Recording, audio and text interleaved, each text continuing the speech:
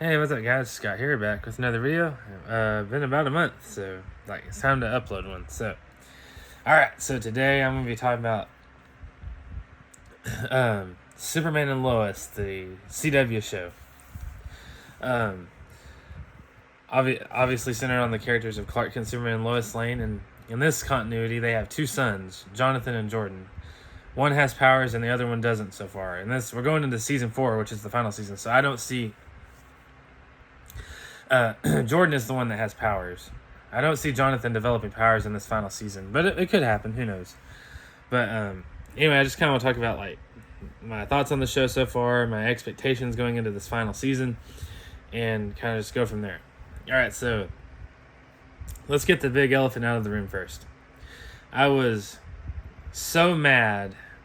I was so upset, mad, whatever, when they confirmed at the end of season 2 that this show is not on the main Arrowverse Earth. This is not on Earth Prime, because it's the same actors, right? Tyler Hoechlin plays Clark or Superman, and Elizabeth Tulloch plays Lois Lane. The exact same actors from the Arrowverse that have been in the crossovers and stuff. The exact same actors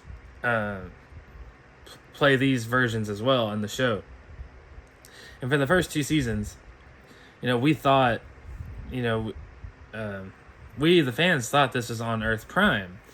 And at the end of season 2, when General Sam Lane says to the two boys, even though referring to Superman, he says, I've seen leagues of other heroes in other worlds, and even though we only have your father on this planet, thank goodness that we do, because he's the finest of any Earth.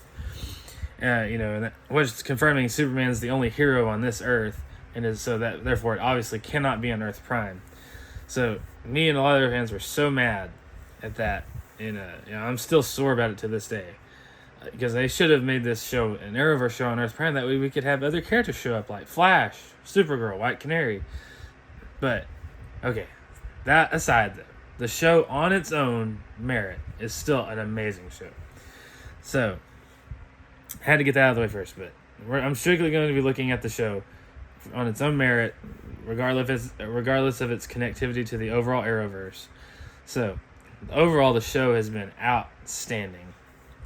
I think probably the best Superman show ever made. I think it's better than the one, The Adventures of Lois and Clark with Dean Cain and Terry Hatcher. Better than that. I think it's better than Smallville.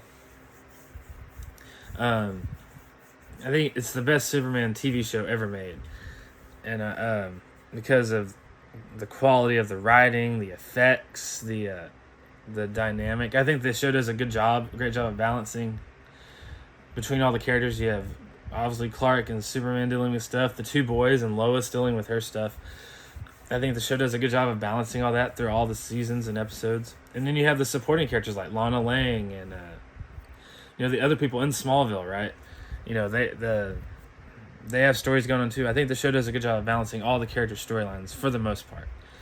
I think, like I said, I think the special effects on the show are outstanding, especially for a TV budget. Now, I do think the show has obviously a little higher budget than your run-of-the-mill TV show, but for a television budget, the show looks fantastic. Sometimes even movie-level effects, I would say. I think Tyler Hoechlin is plays a great Clark Kent and Superman. Elizabeth Tulloch, and perfect casting for Lois Lane. I think the actors that play the supporting characters, including the two boys, have been great. So the casting is great. Like I said, the writing of the show, I think overall has been really good. They just told some really good Superman stories in this show. So, yeah. So going into this final season, season 1 I loved, season 2 I loved. Season 3, I liked it, but there was a certain storyline choice that I won't really go into that they did that made it kind of hard to watch. But that being said, the last 2 episodes were amazing. So the show was, I saw an interview with Elizabeth Tulloch, who plays Lois. The show was originally pitched as 7 seasons, but with Warner Brothers and CW being sold, they made season 4 the final season. So we were all wondering on the show at some point, are they going to introduce Lex Luthor? Well, they have. At the very end of season 3. Now, he's kind of referenced throughout season 3, but he's finally introduced in the last 2 episodes of season 3. And I think this version of Lex... So we were all wondering, is the show going to do Lex Luthor? So they have. At the very end of season 3, he's introduced, and I think this is the most terrifying version of Lex Luthor we've ever had. He's not sarcastic. He's not like a smart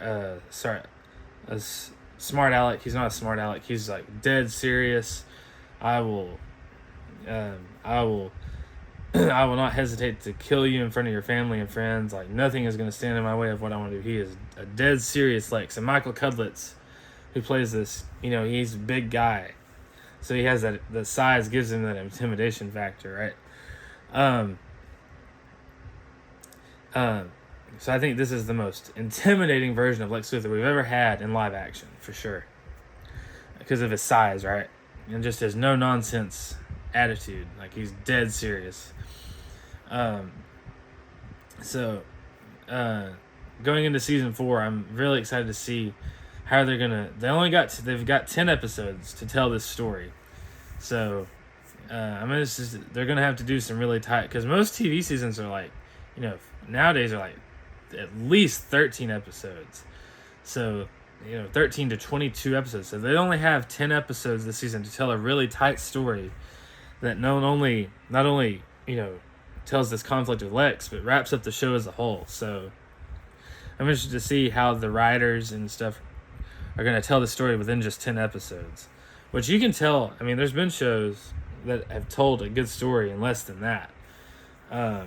So they still have, quite a bit of room to work with, but less than normal for a network television show, especially for a final season. So the writers are really going to have to make a tight story that not only wraps up this story, but the whole show as a whole, right? So I'm very excited to see season 4. Love season 1. Love season 2. Wasn't a big fan of season 3 until the last 2 episodes because of storyline choices.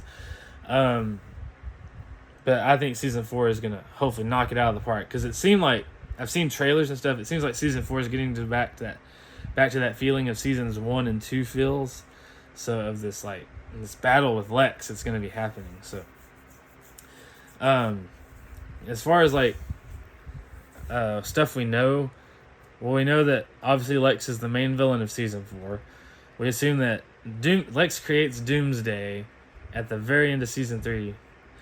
And the ending of season 3 is Superman and Doomsday flying at each other, and that was ended on a cliffhanger. So we've had to wait, because of the writer's strike and actor strike and stuff, we've had to wait almost a year and a half to see this play out. So it's almost here, and I know the season's going to open with that big fight. It looks like that big fight continuing between Superman and Doomsday. It looks like season 4 is doing an adaptation of the Death of Superman storyline.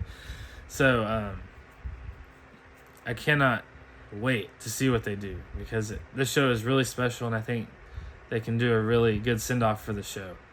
So anyway, guys, I'm very excited. I'll probably do a series review of the whole show once it finishes. So, but yeah, I'm excited. The last 2 episodes of season 3 got me excited for season 4, even though I thought season 3 before that was only okay. But anyway, guys, thank you so much for watching, and can't wait to see the show premiere in a few days. Stay tuned, and peace out.